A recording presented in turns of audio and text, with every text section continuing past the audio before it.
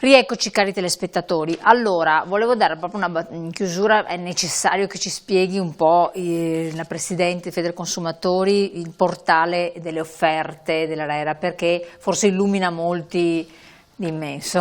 Certo, no, allora come abbiamo detto prima il settore dell'energia abbiamo compreso che è un settore molto complesso sia anche da spiegare sia da comprendere. Diciamo che una parte anche importante per quanto riguarda i consumi rivolti alle famiglie ma anche alle imprese è la presenza di oltre 700 venditori sul mercato che in Italia a seguito della liberalizzazione si sono affacciati. Dico indicativamente 700 perché possono aumentare di giorno in giorno purtroppo e vediamo che molti soggetti, anche quelli che non hanno una capacità oggettiva di vendere energia, si affacciano sul mercato poi con ricadute negative nei confronti dei consumatori. Ma diciamo che per un consumatore, per capire quale potrebbe essere l'offerta più adeguata alle proprie abitudini di consumo, perché la scelta va fatta sempre in relazione alle abitudini di consumo, si può utilizzare un portale messo a disposizione da ARERA, proprio attivato già prima comunque del passaggio spinto al mercato libero, ma che comunque può aiutare il consumatore a orientarsi tra le diverse offerte presente nel giorno, nel momento in cui si fa la verifica e capire il mercato cosa effettivamente offre. Noi consigliamo sempre a tutti gli utenti di fare un giro, come si suol dire, di navigare all'interno del portale, facendo però bene attenzione a quelle che sono le prime offerte che appaiono sul portale. Sono sicuramente le offerte che dal punto di vista economico sembrano essere le più accattivanti, ma non sempre dietro a un'offerta che ti propone un costo al metro cubo o al kilowattora più bassa c'è oggettivamente una convenienza. Bisogna sempre fare riferimento, per lo più questo è il consiglio che ci sentiamo di dare noi, alle aziende più conosciute, quelle un po' più grosse, quelle che sicuramente possono anche trovare una soluzione all'eventuale problematica. Non cerchiamo di affidarci alle piccole aziende che oggi ci sono e domani potrebbero anche abbandonarci. Chiarissimo, grazie Presidente. Allora, subito andiamo a parlare abbiamo già accennato anzi con Federconsumatori ai possibili raggiri o situazioni ambigue. Quali affrontate quotidianamente? Allora, intanto preliminarmente andrebbe distinto la vera e propria truffa, diciamo con rilevanza penale, da il marketing aggressivo, chiamiamolo così, cioè il tentativo di vendita con modalità appunto aggressive, sia fatto di persona che telefonicamente, ma che non configura una fattispecie di reato. Sì, infatti è vero, perché non è detto che tutto ci dà fastidio, ci turba l'esistenza, però in sé per sé mia, ci così evitiamo telefonate al 113 ci propone qualcosa che può servire. Che non hanno poi riscontro e esito perché non si configura qualcosa di rilevanza appunto penale. Quelle purtroppo sono moleste, disturbano. Ci possono provocare dei problemi, però certo, da quel punto di vista lì la soluzione più semplice che mi sento di suggerire è quella di non rispondere ai numeri che non conosciamo. Ormai siamo arrivati a questo, sì. E sul mobile dove si può fare, quindi telefono cellulare, addirittura bloccare, ricevere solo chiamate da numeri conosciuti, numeri che abbiamo in rubrica. Ovviamente preventivamente bisogna inserire i numeri dei nostri gestori, quelli reali, perché altrimenti poi se ci chiama il gestore energetico reale poi non rispondiamo, a quel punto magari la telefonata era vera. Fatto questo chiarimento preliminare tra l'operatore anche che troviamo alla porta, che ha modalità un po' così borderline, passando alle truffe vere e proprie, c'è una continua escalation, tant'è che mi sono dovuto portare un po' di appunti per avere gli esempi, perché non li ricordavo tutti, talmente sono le tipologie vediamo insieme atto. Alcune quali... Sì, allora partiamo dal fondo, quelle più sofisticate che si stanno riscontrando. E per fortuna al momento sono anche le più rare, perché richiedono un know-how tecnologico non indifferente, sono quelle che si riscontrano quando c'è una richiesta da parte del consumatore di cambio di utenza. Ecco che in quel frangente là in cui si sta aspettando di passare dal vecchio gestore a quello nuovo, si possono intromettere i truffatori spacciandosi o per il vecchio gestore, quindi facendo magari un'offerta migliorativa purché resti con noi, oppure per il nuovo gestore. Può accadere per tanti motivi che possono essere sì anche operatori stessi dei gestori che purtroppo vendono fraudolentemente i dati dei propri perché purtroppo clienti. I nostri dati sensibili possono essere finiti in mano altrui. Certo, oppure ricerche che abbiamo fatto anche noi, specie online, in cui senza neanche accorgersene, perché i disclaimer legali sulla privacy, ovviamente se uno li legge tutti ha finito il tempo a sua disposizione, non controlla più le offerte, quindi tutti quanti clicchiamo sempre accetto. Ecco che magari leggere le clausole più piccoline dove si accetta anche di ricevere offerte ulteriori oltre a quelle principali, quindi diciamo si scorriamo velocemente tutta la parte legale, ma quelle in fondo sono quelle a cui fare più attenzione in quel caso là, perché lì siamo noi stessi che autorizziamo chi che sia a chiamarci e proporci. Quindi i nostri dati possono essere finiti così senza neanche con il nostro assenso e da col nostro assenso, dove. oppure in maniera fraudolenta, anche in quel caso rilevati in altra maniera, quindi come diceva prima la Presidente, anche poi ci chiamano simulando il numero del nostro gestore o addirittura, come è successo, il NUE e il 112 nucleo, il numero di emergenza, quindi si riesce anche tramite internet, insomma, senza scendere nei dettagli, a simulare numeri anche di emergenza. Poi che cos'altro? In quel caso là completo questo, nel caso in cui ci venga il dubbio che il numero che ci stia chiamando non sia effettivamente quello del nostro gestore di gas o luce, la cosa più semplice da fare è interrompere la chiamata e dire guarda, richiamo io, e richiamare il numero dell'assistenza ai clienti che tutte le aziende devono avere, richiamare quello e accertarsi che effettivamente la chiamata provenisse da loro. È molto semplice, si interrompe, al massimo richiameranno, tanto se devono venderci qualcosa richiamano sicuramente. Altre forme che succedono, soprattutto telefonicamente, ecco, campanelli d'allarme. Possono paventare problemi di rete, cioè chiamano fingendosi gli operatori nostri delle varie utenze dicendo abbiamo un problema, riscontrato un problema che non sarà facilmente risolvibile, quindi passi dall'azienda che la sta seguendo adesso, che appunto ha questi problemi di traffico, alla nostra che le garantiamo invece la costanza in realtà questo non è vero, perché comunque i problemi vengono tranquillamente risolti. Sì, a parte risolti, ma anche comunicati prontamente dal gestore reale. Non da ultimo anche con i famosi bigliettini quando interrompono la rete elettrica per dire fuori di casa, quindi avvisano sempre con giorni di anticipo. Se è un'emergenza, anche in quel caso là, l'emergenza si risolve nel giro di poco tempo e basta telefonare al proprio gestore e dire abbiamo problemi sulla distribuzione del gas o dell'energia elettrica, certo. Sì, no, se la risposta è no, è chiaro che è un tentativo di truffa. Un altro sistema è quello di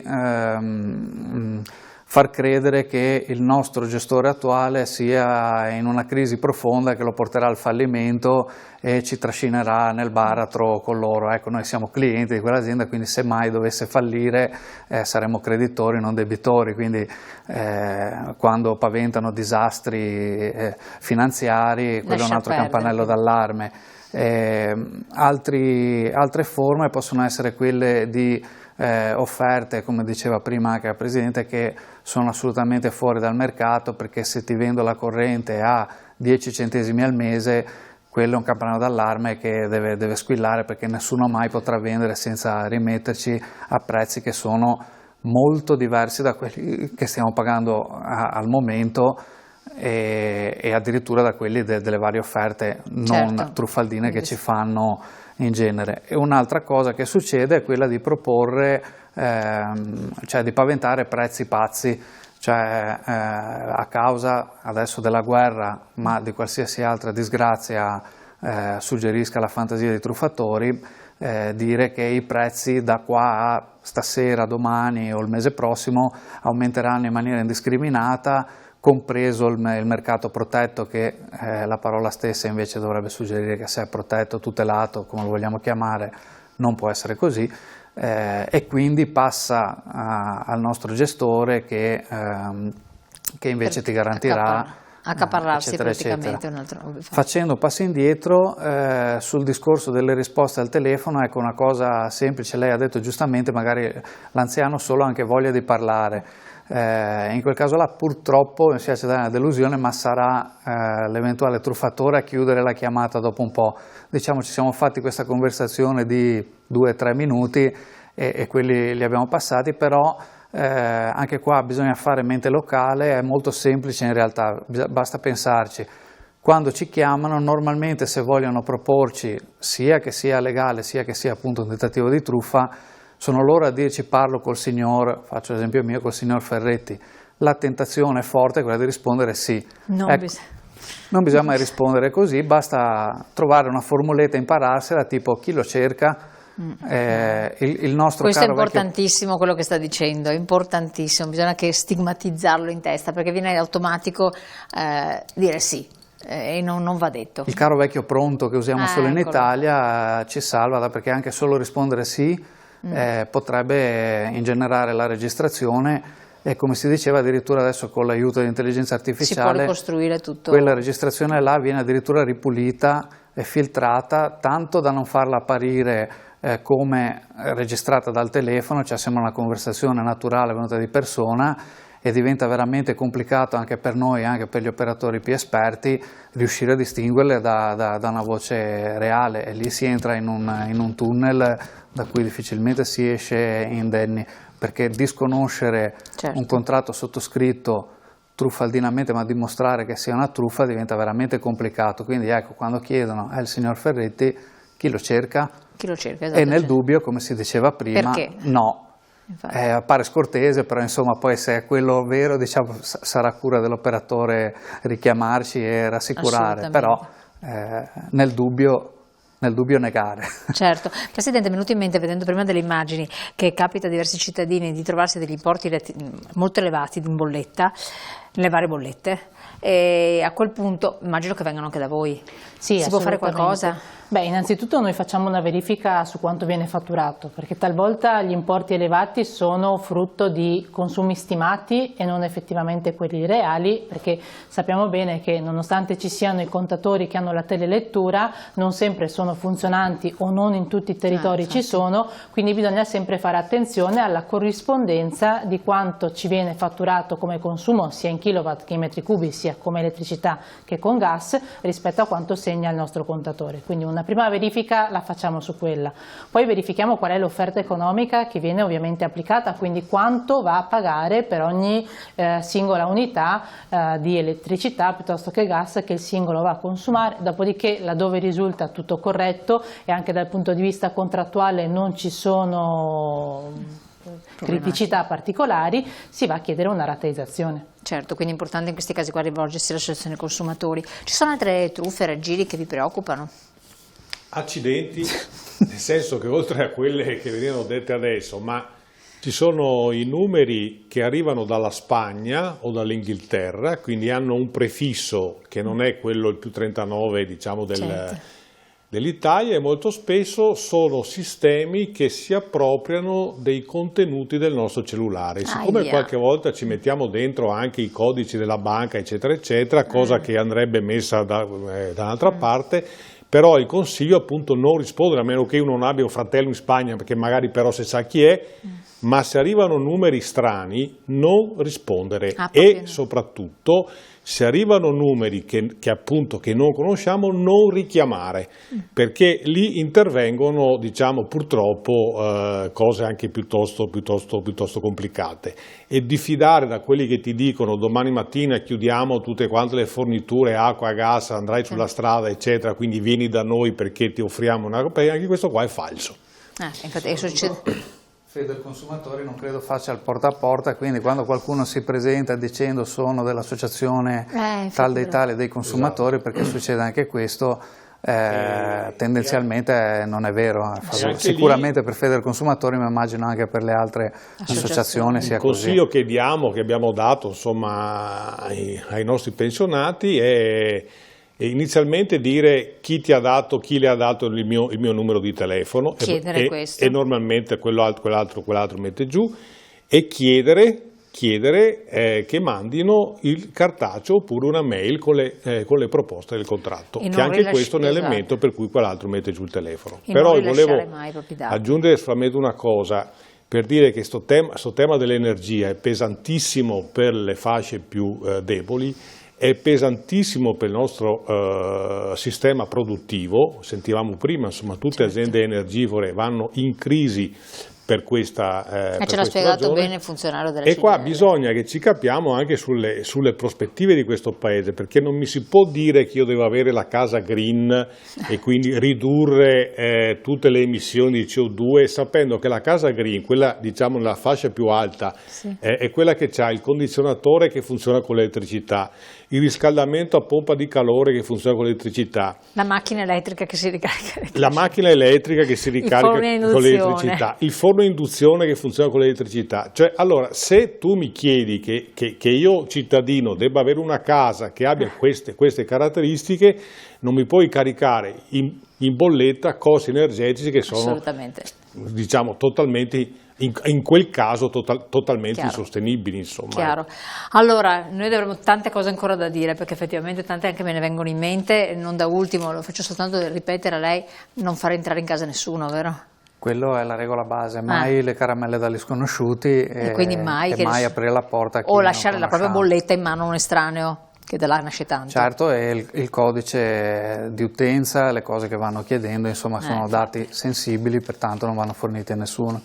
Questi e tanti altri suggerimenti. Allora, avete capito, sono tante le questioni, se avete dei dubbi, delle perplessità, rivolgetevi a Federconsumatori, c'è su tutto il territorio, vi seguono, vi danno un consiglio, analizzano le questioni di bolletta e non soltanto quelle, perché c'è tanto altro ancora di cui si occupa, l'associazione dei consumatori vi dà una mano.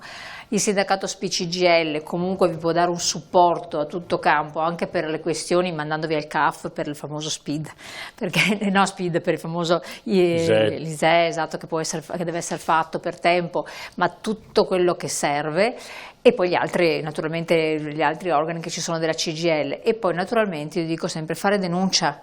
Alle forze dell'ordine, sempre quando succede un fatto andate a fare denuncia, perché voi potete avvalervi di attività anche di prevenzione se avete un numero di segnalazioni, giusto? Se non si ha contezza del fenomeno è difficile intervenire, se invece si ha una consistenza numerica si accende il campanello d'allarme anche a livello centrale di ministero e pertanto viene, come si suol dire, attenzionato il problema. Se non altro segnalarlo, senza altro, vergognarsi. Certo. No, Niente da vergognarsi, assolutamente, meglio essere più prudenti. E allora dobbiamo chiudere questo capitolo, ringraziamo lo SPCGIL di averci consentito di avere a disposizione degli esperti, e quindi grazie alla Presidente Giovanna Capuzzo di Federconsumatori del Veneto, naturalmente Massimo Cestaro, segretario SPCGIL del Veneto, che ci supporta sempre nelle nostre avventure nei vari meandri, andate a controllare la pensione, e Cristian Ferretti, segretario provinciale SILP CGIL Padova. Con noi in collegamento prima c'era Andrea Lovisetto della Filctem CGIL Nazionale, che ben ci ha spiegato i meccanismi della determinazione del prezzo dell'energia. Grazie a voi, buona serata, a presto. Grazie.